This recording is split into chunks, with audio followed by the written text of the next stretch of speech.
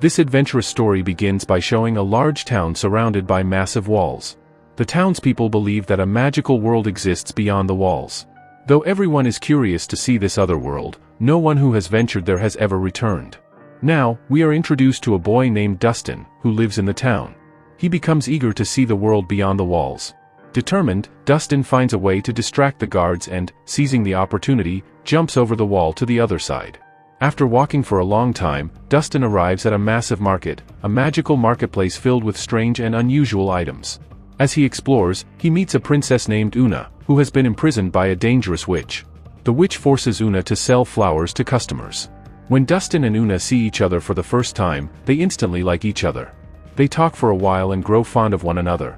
Soon after, Una takes Dustin to a secluded corner where they spend a beautiful time together. After these events, Dustin returns to his town. 9 months pass, and one day, an unknown man arrives at Dustin's house, carrying a baby in a basket. The child is none other than Dustin and Una's son. Dustin lovingly names him Tristan and decides to raise him himself. Years pass, and Tristan grows up. He falls in love with a girl named Victoria and decides to propose to her with a bouquet of flowers. As he stands outside Victoria's house calling for her, the town's richest young man, Hump, arrives. Hump, too, wishes to marry Victoria. Hump begins to humiliate Tristan, mocking his poverty.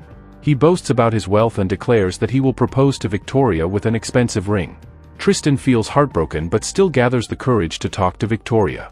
However, Victoria simply tells Tristan that Hump is going to give her a very expensive ring.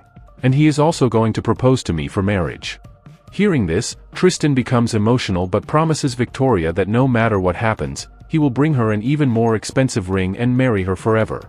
Meanwhile, in a vast kingdom, an aging king is shown on his deathbed. He knows he is about to die, so he must decide who will be the next ruler. To make this decision, he takes off a special bracelet from his neck and tells his sons, whoever obtains this bracelet shall become the new king. With these words, the king takes his last breath and passes away. His sons believe that acquiring the bracelet will be an easy task. However, as soon as they try to take it, the bracelet suddenly flies away at great speed. It soars into the sky, crashes into a star, and causes a massive explosion. After the blast, the bracelet falls straight down into a dense forest. Coincidentally, this is the same place where Tristan and Victoria are sitting and enjoying their time together. They see the falling star, and Tristan jokingly asks Victoria, "If I bring you that beautiful falling star, will you marry me?" Victoria playfully says yes, not realizing he is serious. Determined to win her heart, Tristan decides he must retrieve the fallen star. When the star crashes into the forest, it transforms into a woman named Lynn. However, her presence is immediately sensed by 3 powerful witches who reside in the woods. These witches are ecstatic because they believe that consuming Lynn's heart will enhance their beauty. The more beautiful a person they consume, the more stunning they become. One of the witches, named Lamia, steps forward. She already possesses another woman's heart, which she devours instantly, transforming into a youthful and gorgeous woman. Without wasting any time, Lamia sets out into the forest to find Lynn. Meanwhile, we see Dustin, Tristan's father, realizing that his son is going through the same phase he once experienced, falling deeply in love, just as he had with Una. Dustin then gives Tristan the last keepsake from his mother. He tells his son that his mother, Una, was imprisoned by a witch who had used a magical talisman to keep her captive. Along with this story, Dustin hands Tristan a bucket containing more of his mother's belongings. Inside the bucket, Tristan finds a black candle with a letter attached to it. In the letter, Una has clearly written that if Tristan lights the candle while thinking of her, he will be teleported directly to her. To test the candle's power, Dustin lights it and asks Tristan to think of his mother. However, instead of thinking about Una, Tristan's mind is fixated on the fallen star. As a result, the next moment, he teleports not to his mother but directly to Lynn, the fallen star.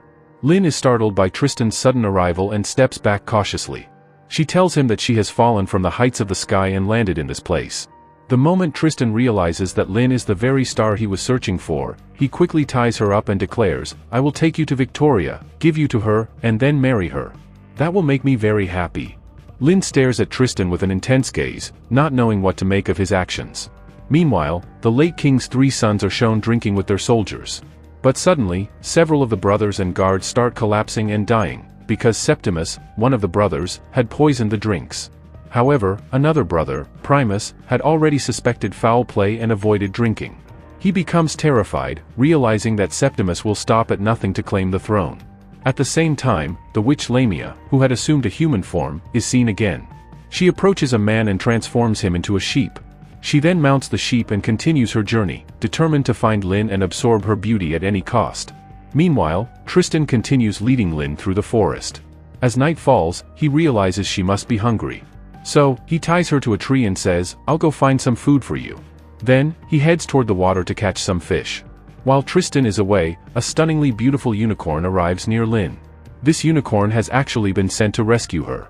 Without wasting any time, the unicorn frees Lynn, and she quickly climbs onto its back and escapes far away. On the other side of the forest, Lamia has been searching tirelessly but still hasn't found Lynn. Frustrated, she returns to her two fellow witches and says, "I need to find out exactly where Lynn is." The two witches then perform a ritual, gazing into the eye of a crocodile to track Lynn's location.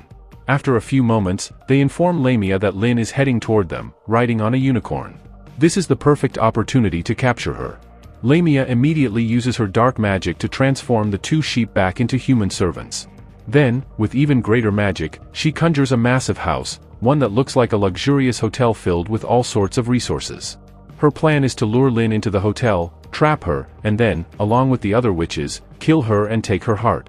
As the witches prepare for their trap, Tristan finally returns to the tree with food, only to find that Lynn has disappeared. Furious, he throws the food aside and, frustrated, lies down beneath the tree to sleep. However, as soon as he closes his eyes, he starts having intense visions in which he sees Lynn being brutally tortured. Tristan's visions become more intense. He sees Lynn surrounded by dangerous figures who are preparing to sacrifice her. He feels a desperate cry for help, as if Lynn is calling out to him. He knows that if he doesn't reach her soon, she will be killed. Terrified, Tristan suddenly opens his eyes. Just then, he sees a carriage rushing past him. Without hesitation, he chases after it and pleads for a ride. The man who steps out of the carriage is none other than Primus. Without asking too many questions, Primus allows Tristan to board, and together, they continue their journey. Meanwhile, Lynn, after a long and exhausting journey, arrives at the very hotel Lamia has prepared as a trap for her. Unaware of the danger, she enters, and Lamia welcomes her warmly, treating her with great hospitality. Lamia even takes Lynn to a room and begins giving her a soothing massage to gain her trust. Lynn has no idea that, at that very moment, Lamia is secretly pulling out a dagger, preparing to stab her and take her heart to regain her youth and beauty. Just as Lamia is about to strike, a sudden knock on the door interrupts her. It is Tristan and Primus. They have arrived at the hotel while traveling and are now seeking shelter. With no choice but to conceal her intentions, Lamia lets them in and decides to wait for another opportunity to kill Lynn. As soon as Primus sees a bathtub, he excitedly jumps in to bathe, while Tristan tends to his horse outside. Hearing voices, Lynn comes out of her room and sees Primus. The moment Primus notices the locket around Lynn's neck, his expression changes. He moves toward her aggressively and demands, "Give me that locket." Primus continues advancing toward Lynn, clearly intending to take the locket by force. However, before he can do anything, Lamia suddenly appears and slits his throat, killing him instantly. Just like his brothers before him, Primus dies in his quest for the royal bracelet. At that moment, Tristan and Lynn finally realize the truth. Lamia is a dangerous witch, and she has been hunting Lynn all along. Tristan immediately stepped in front of Lynn, shielding her as Lamia advanced toward them. With a flick of her wrist, the witch ignited flames all around, blocking every exit and ensuring that no one could escape the hotel. With no other options left, Tristan suddenly remembered the black candle his mother, Una, had given him. Quickly, he pulled it from his belongings, lit it, and instructed Lynn, "Think of your home." As soon as Lynn focused on her home, the magic activated, teleporting them instantly. But there was a problem. Lynn had no home on Earth. She had come from the sky, and as a result, they found themselves transported high above, standing on the clouds. Tristan was furious. "Great! We escaped one danger just to land in another mess. What now?" The two of them began arguing over their predicament when, suddenly, a massive net was thrown over them. Before they could react, they were captured and lifted into the air. They soon realized that they were being pulled aboard an enormous flying ship. This was no ordinary vessel. It belonged to a crew of magical pirates who didn't sail on water but traveled through the clouds. The pirate crew surrounded them, and their captain stepped forward, studying Lynn and Tristan carefully. Without saying a word, he ordered his men to take them away. Meanwhile, back on the ground, Septimus arrived at the spot where his brother, Primus, had died. Rage boiled within him as he stared at the lifeless body. But something was off. Just a short while ago, there had been a hotel in this very location, and now it had vanished. Determined to uncover the truth, Septimus searched the area and soon found the man whom Lamia had earlier transformed from a goat into a human. Dragging him out of hiding, Septimus demanded answers.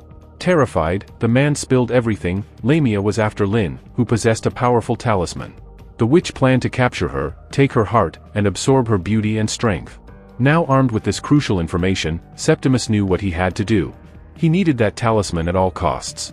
Without wasting another moment, he gathered his men, took the frightened man with him as a guide, and set off in pursuit of Lynn. In the direction where Lynn and Tristan could be found, we now see the pirate captain who had captured them. He was interrogating them, repeatedly asking where they had come from. Tristan finally revealed the truth, saying, "I belong to a village called the Wall, where I have lived since childhood. It is a very beautiful place." The other pirates were listening closely, waiting to see what the captain would decide. However, the captain suddenly became very angry and threw Tristan off the ship. He then grabbed Lynn and took her into a chamber. Lynn cried bitterly, believing that Tristan had died. But once inside, she realized that the captain had never actually thrown Tristan overboard. He was standing right in front of her, completely safe. The captain then explained that it had all been part of his plan to protect them from the rest of the crew. He said, "They don't trust me at all, and I know their true intentions."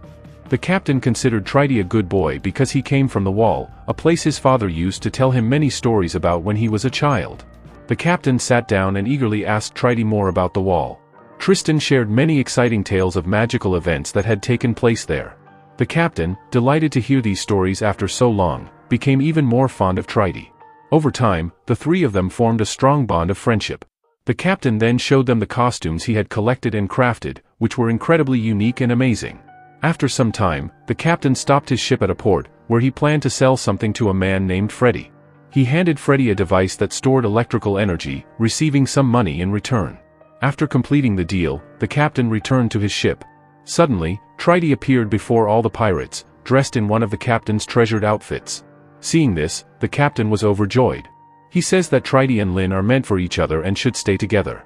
However, the rest of the captain's pirates were not happy with this decision, but they had no choice but to follow their captain's orders.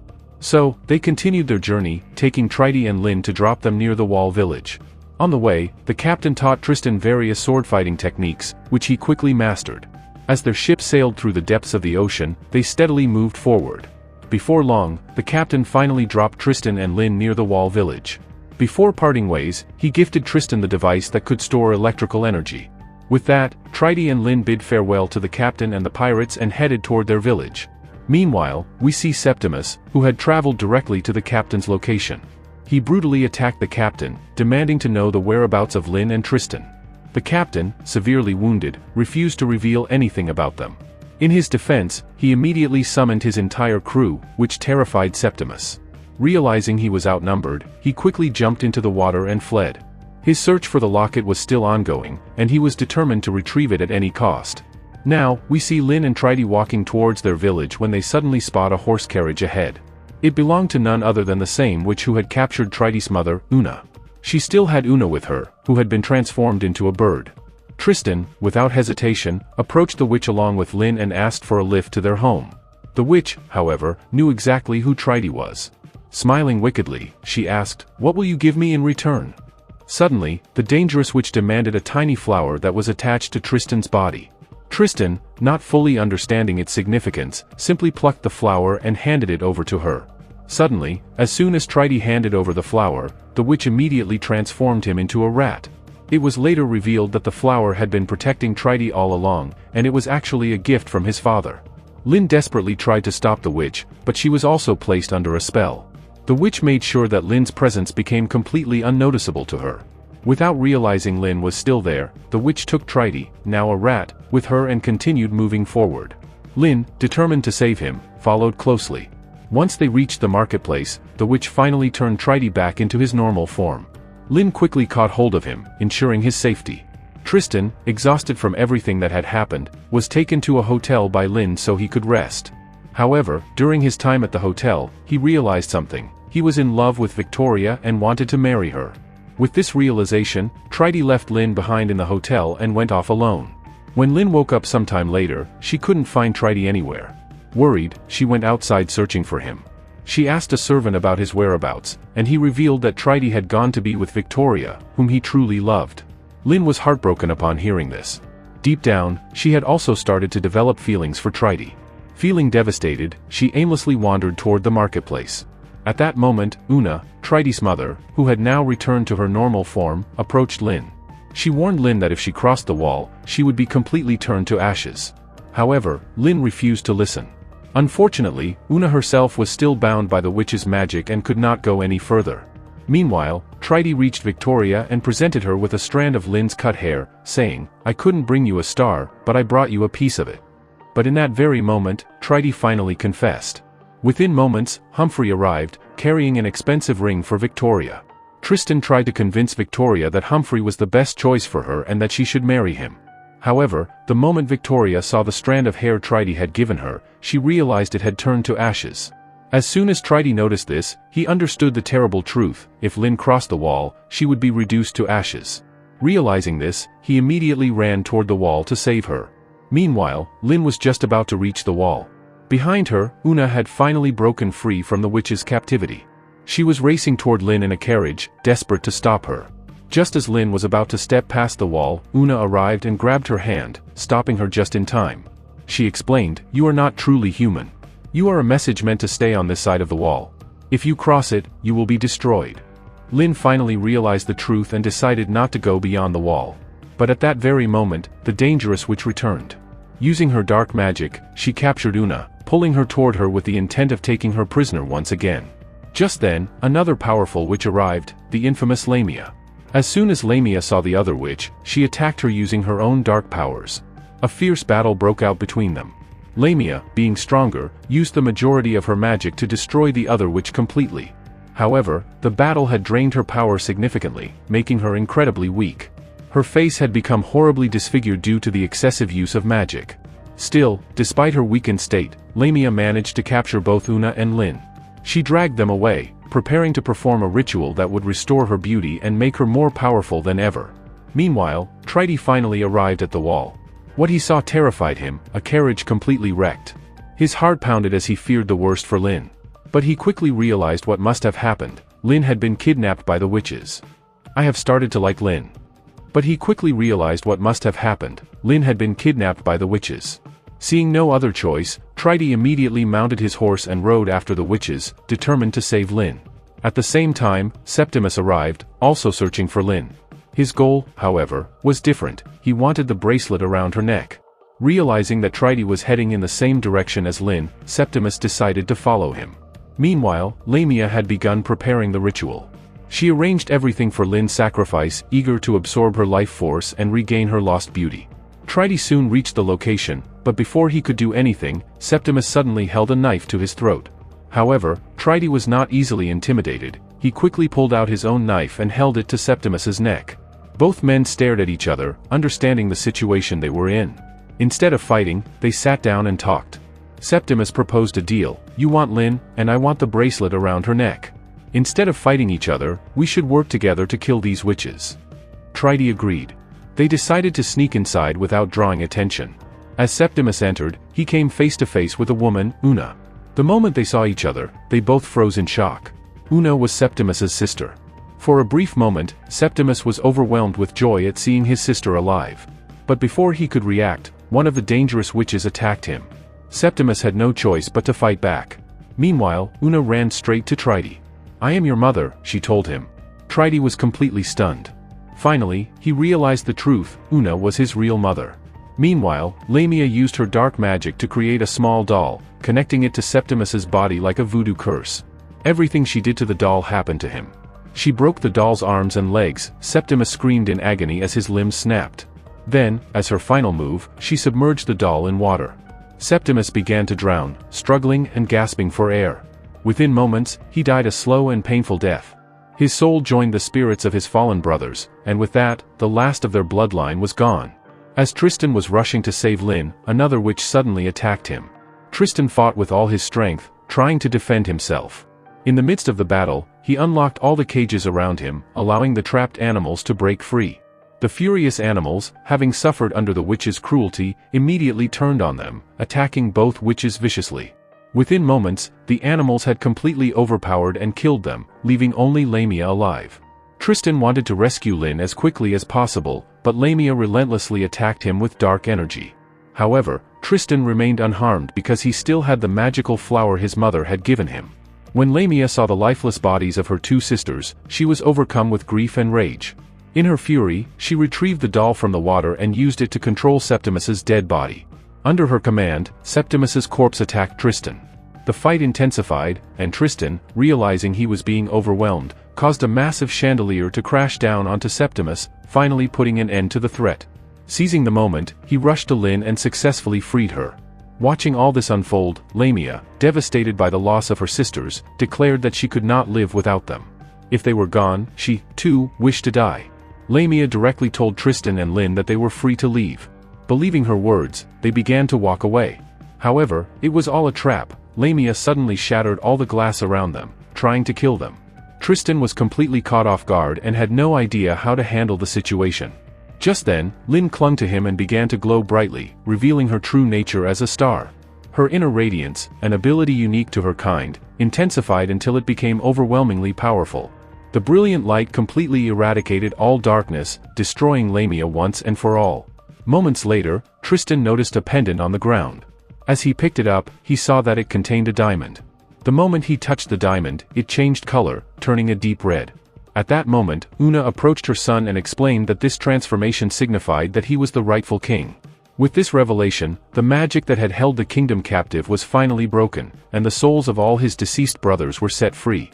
Una was overjoyed to see her son fulfill his destiny. In the next scene, Tristan is officially crowned as the ruler of the kingdom. He marries Lynn, and together, they govern their land wisely and justly. Their love and leadership bring prosperity to the kingdom, marking the perfect conclusion to their journey. And with that, our story comes to a happy ending.